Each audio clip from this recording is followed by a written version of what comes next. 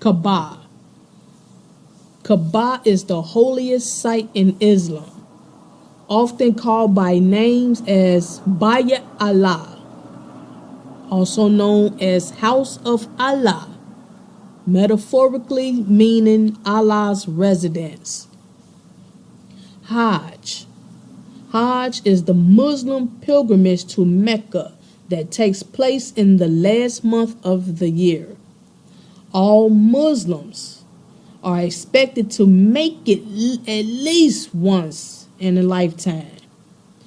Hajj is also can be meaning for to set out for a place. That's what pilgrimage means, to set out for a place. It means you're on a journey.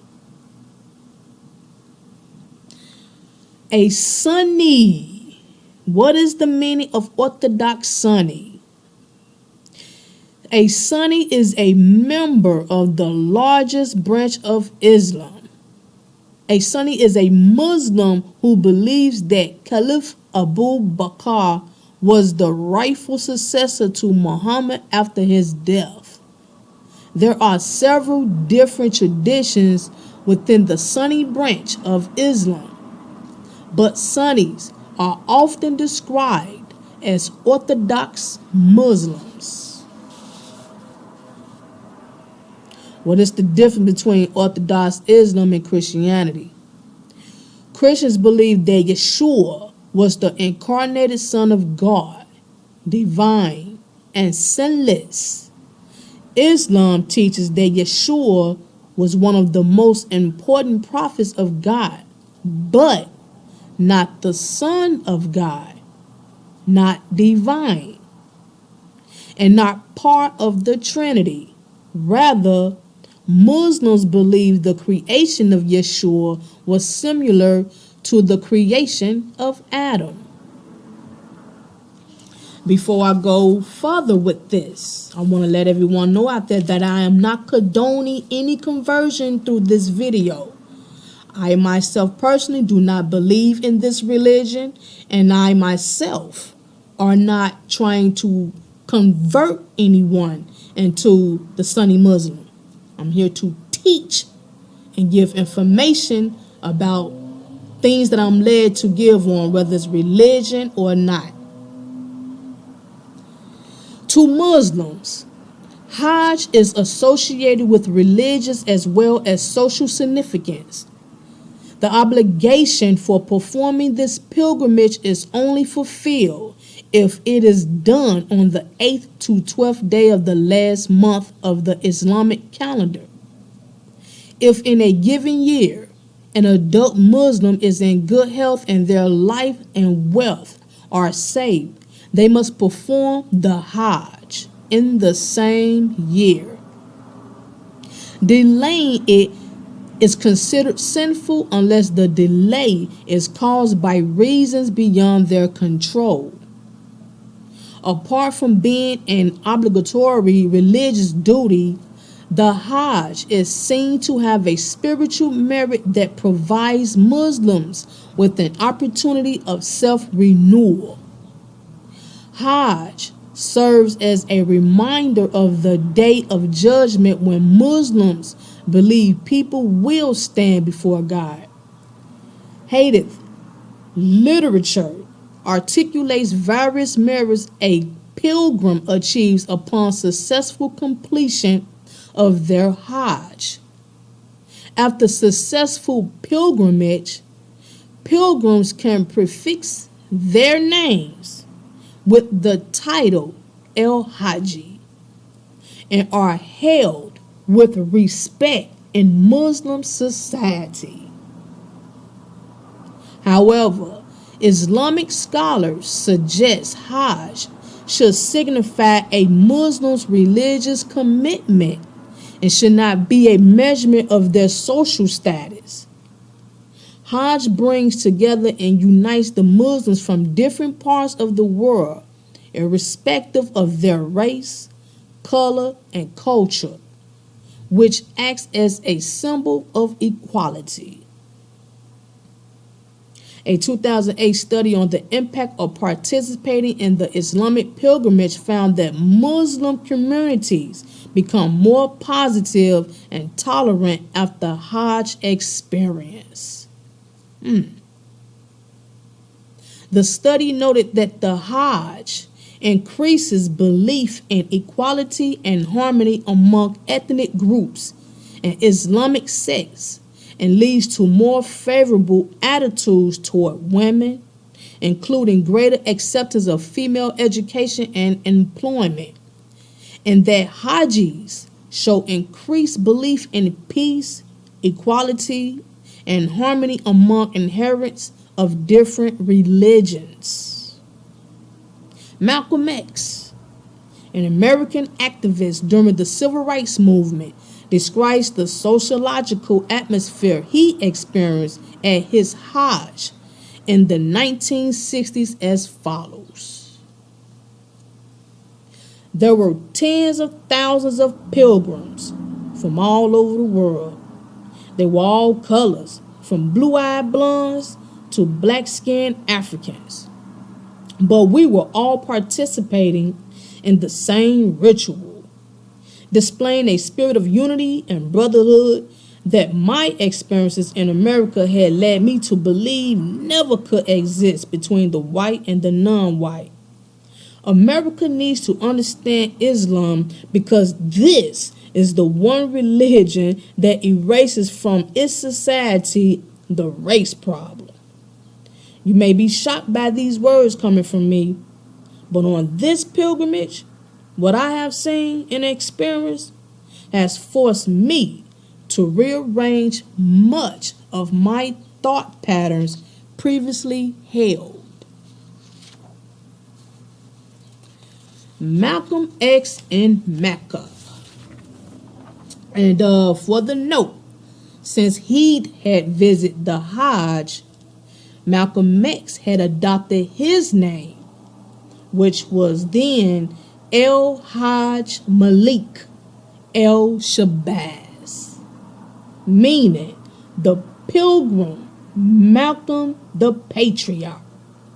That's what his name was before he passed away.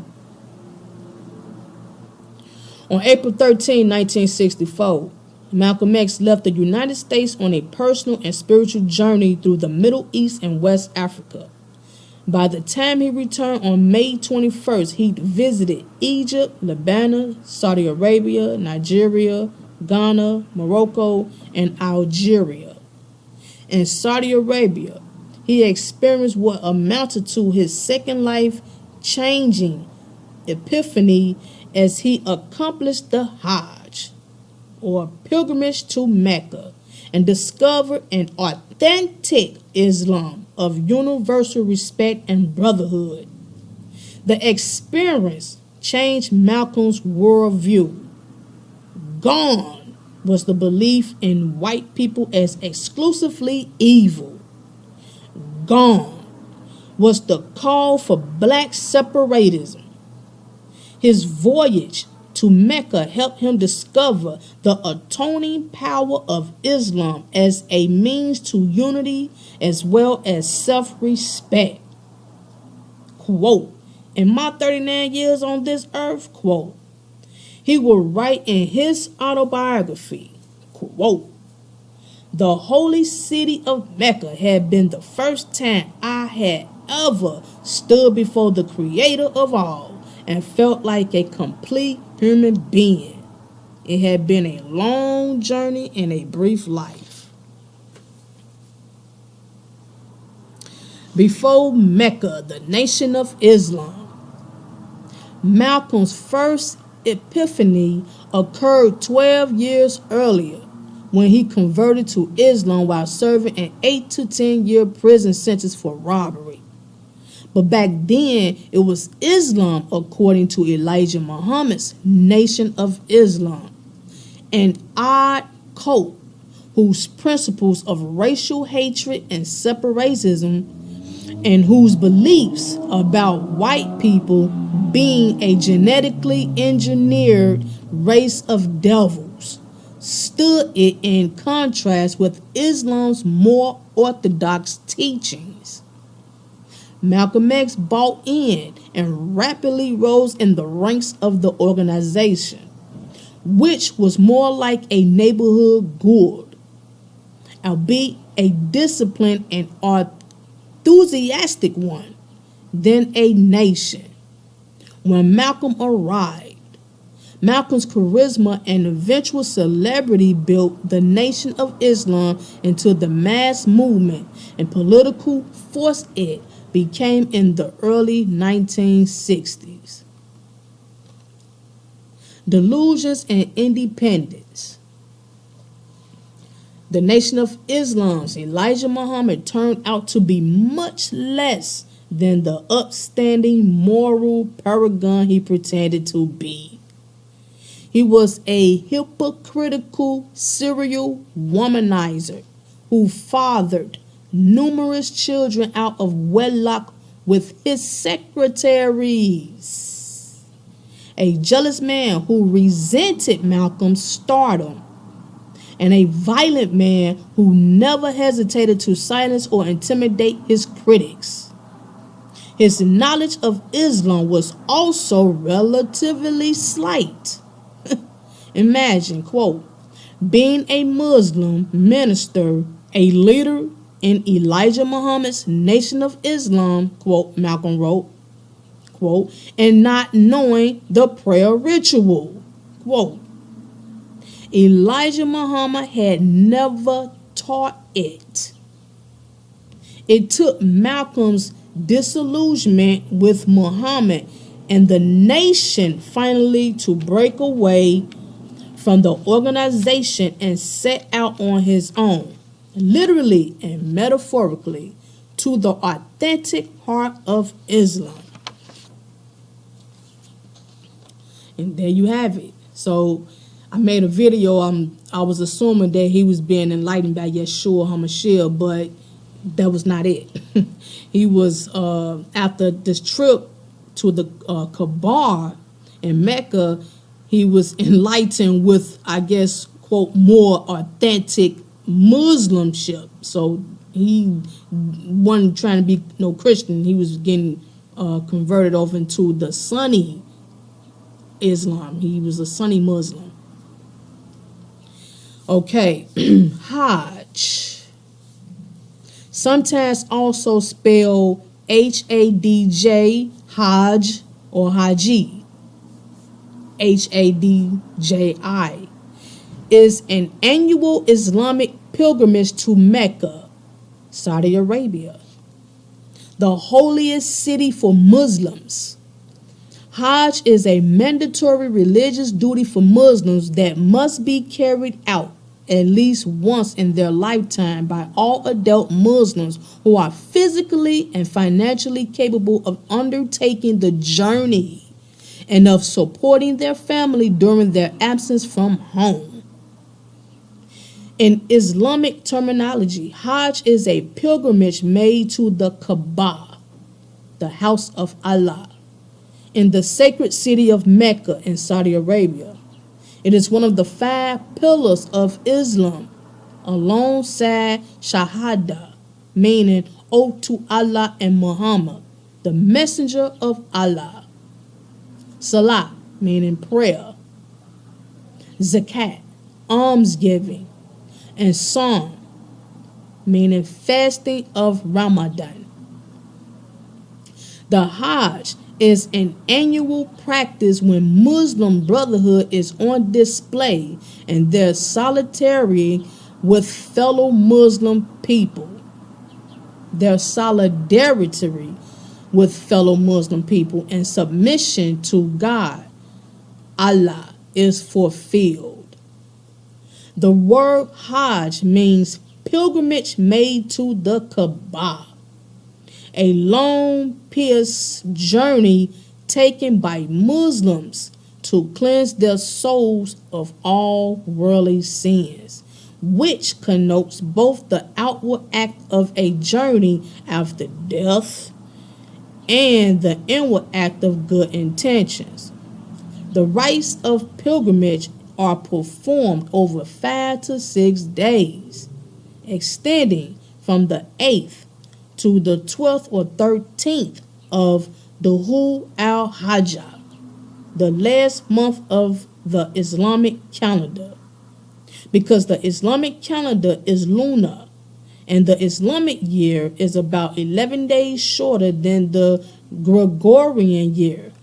The Gregorian date of Hajj changes from year to year. In 2023 AD, Dhul al-Hajj extends from 19th June to 18th July. So that's with the Hajj. Okay, we're going to give some meanings on the finger. A lot of people be asking about, what do the one finger mean with the Sunni Muslims. I was curious myself, so I started to look into it. Okay, Tawheed. Tawheed is the name that they use for the one finger gesture, and it means oneness of God. It also can be denoted as the indivisible oneness of God. So when you see a Muslim with the one finger up, it means Tawheed in Arab. And Tawheed in Arab means oneness of God in English. The single raised index finger is said to signify the oneness of God in Islam. It refers to the Shahada statement of faith. When Muslims in prayer proclaim that Allah is the only God and that Muhammad is his prophet, the gesture was traditionally used during sermons. So bang, that's what the one index finger mean with that one. I also want to give out the new name that Malcolm X had adopted after visiting the Hajj. Well, after partaking with his Hajj, visiting the Kaaba. Something I just got to get used to saying when I'm explaining this. So, his name was adopted as El Hajj Malik El Shabazz. That was Malcolm X adopted name after he'd visit the Kaaba in Mecca. El Hajj Malik El Shabazz. I never knew that. But, they said that you get your name changed and all that once you visit that. That's a stamp on, your experience with taking that Hajj, which means pilgrimage, also meaning journey to the Kaaba, which is in Mecca, Saudi Arabia. I'm going to bring out some story about Malcolm Latif Shabazz. This is Malcolm X's grandson. It's a kind of sad story about this brother, but I also want to talk about it because he was also a Muslim. He was a Sunni Muslim too. He was part of the Orthodox Islam.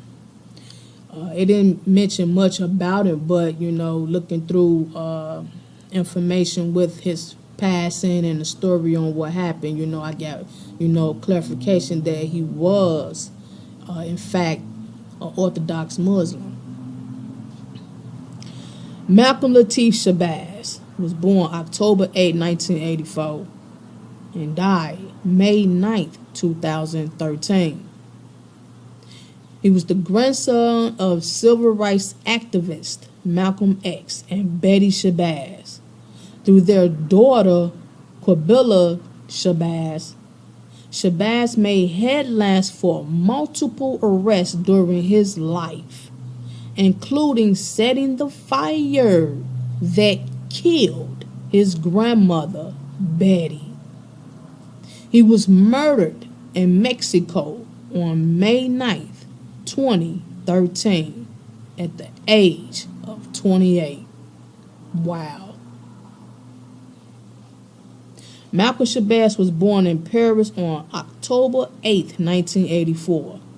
His father, L.A. Bushoba, was an Algerian Muslim whom his mother, Quabilla Shabazz, an African American Quaker and former Muslim, met there while studying. His mother is of African American, African Grenadian, English and Scottish descent. He was the first male descendant of Malcolm X. According to Malcolm, he never met his father. Other sources say Malcolm knew his father, but they had little contact with one another. When Malcolm was a few months old, he and his mother moved to Los Angeles. A little while later, they moved to New York City and then Philadelphia. One landlord there remembered frequently having to let young Malcolm into the apartment because his mother was not at home.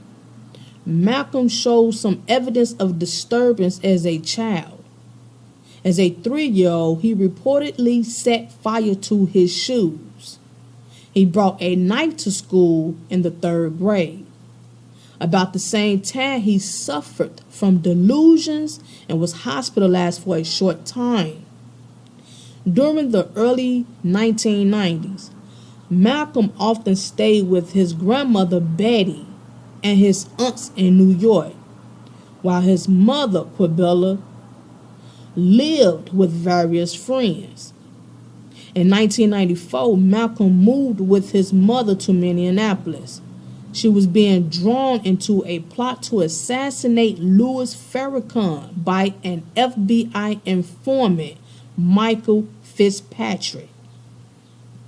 Malcolm saw in Fitzpatrick the father figure he had never known, calling him my dad. This whole sentence confused me, but I gotta move forward. In January 1995, Quabilla was charged with trying to hire an assassin to kill Farrakhan. She accepted a plea agreement with respect to the charges, in which she maintained her innocence by accepting responsibility for her actions. Under the terms of the agreement, she was required to undergo psychological counseling and treatment for drug and alcohol abuse for a 2-year period in order to avoid a prison sentence.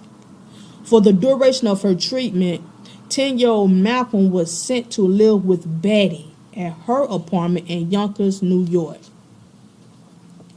Malcolm visited Quabilla in December 1996 in San Antonio, where she was undergoing treatment.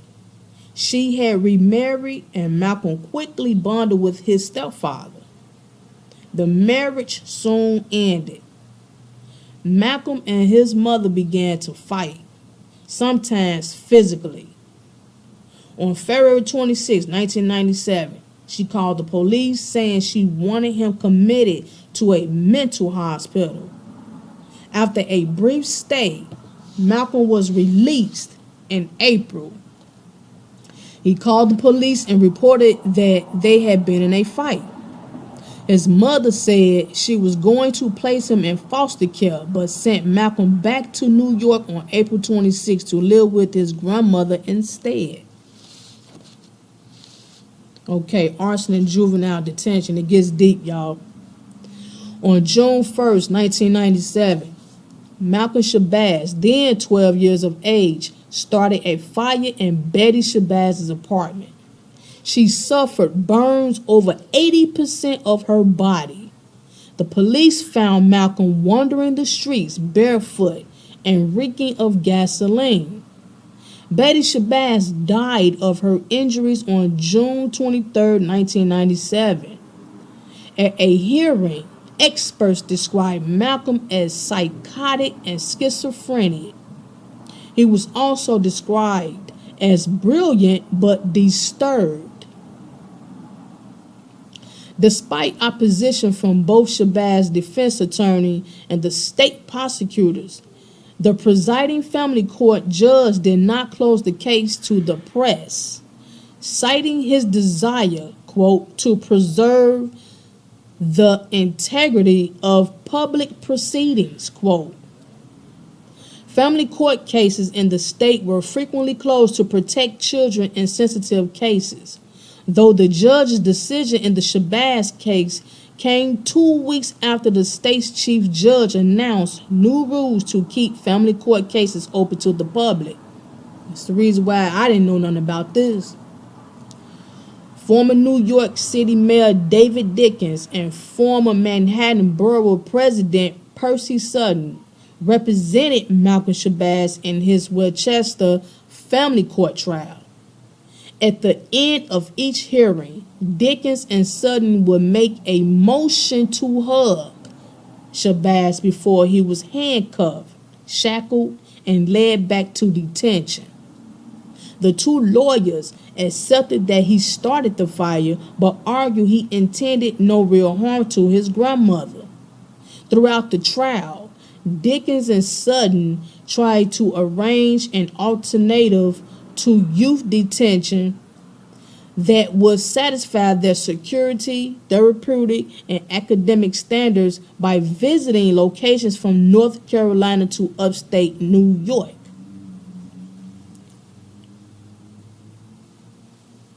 Shabazz pleaded guilty and was sentenced to 18 months of juvenile detention at Hillcrest Education Center in Pittsfield, MA, for manslaughter and arson, with possible annual extensions until his 18th birthday. After his 18th month sentence elapsed, Shabazz was transferred to Leak and Watts, another treatment center in Yonkers, New York. Following 2 attempted escapes from the Yonkers facility, officials transferred him to Woodfield Cottage in Valhalla, New York. He and another resident escaped the facility within a month. Though the teenager was abroad for a single afternoon and did not commit any additional crimes, Westchester County Attorney Alan Schneikman decided to prosecute him due to the alarm, the search caused in the local community. Shabazz was eventually released after 4 years. Man, bro was wild. In a 2003 interview with the New York Times, Shabazz, then 18, gave his version of the fire and the events leading up to it. He explained that he had been unhappy living in New York with his grandmother and had stated, quote, "Be in bed, doing anything to get them to send me back to my mother. Then I got the idea to set the fire," quote. Expressing remorse for the event, Shabazz continued, "I set a fire in the hallway. I didn't think the whole thing through thoroughly. But she didn't have to run through the fire. There was another way out the house from her room. I guess what she thought was I was stuck and she had to run and get me because I was in the fire, it was in front of my room as well. She ran through the fire. I did not picture that happening, that she would do that." Wow. She ran through the fire to come save your butt. And she died. While you running around here still wilding out. It's crazy. But that's how she died. She had 80% burns on her body. It's crazy. Ran through the fire trying to save her grandson. Expressing regret for his actions, Malcolm said he would sit on his jail cot and ask for a sign of forgiveness from his dead grandmother, Shabazz said. "I just wanted her to know I was sorry, and I wanted to know she accepted my apology, that I didn't mean it. But I would get no response, And I really wanted that response. You think? In the same interview, Shabazz also dismissed the child psychiatrist's diagnosis of him at his trial that he was a paranoid schizophrenic, saying that he had only, quote, made up a story about hearing voices in his childhood, quote, to get attention. Lord have mercy. Following his release, Shabazz lived for a time with his aunt, Isa Shabazz. He was arrested in 2002 for stealing $100. He pleaded guilty to attempted robbery and was sentenced to 3.5 years in prison.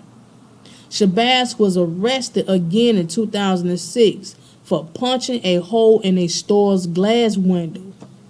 In 2010, Shabazz made the Hajj to Mecca. In February 2013, Iranian state-controlled press TV reported that Shabazz had been arrested by the FBI while en route to Iran. The story was widely reported, but 2 days later, Shabazz's family announced that the press TV report was incorrect. They said Shabazz had been arrested, but his arrest had nothing to do with the FBI or Iran. His death. Shabazz died in Mexico City on May 9, 2013, at the age of 28. He was said to be on a tour to demand more rights for Mexican construction workers relocated to the U.S. His body, which according to prosecutors had been badly beaten with a rod or some kind, was found in the street in Plaza Garibaldi, a busy tourist spot. Wow. According to New York Magazine, a friend who was with Shabazz the night of his death said the beating was related to a dispute over a $1,200 bar tab for drinks and female companionship. Wow. On May 13, David Hernandez Cruz and Manuel Alejandro Perez de Jesus, waiters at a nightclub called The Palace, were arrested in connection with Shabazz's death. In 2015, Perez de Jesus and Juan de Durquio Guzman, the head waiter at The Palace, were each sentenced to terms of 27 years and 6 months for their roles in the murder. As of June 2015, Hernandez was awaiting trial, and a fourth suspect was still being pursued by police. Approximately 200 people attended his funeral in California. One activist stated that Shabazz had plans to construct mosques and schools throughout America. Shabazz was survived by his mother, his 2 daughters, and 5 aunts. He was buried in Ferncliff Cemetery in Hartsdale, New York, near the graves of his grandparents, Malcolm X and Betty Shabazz.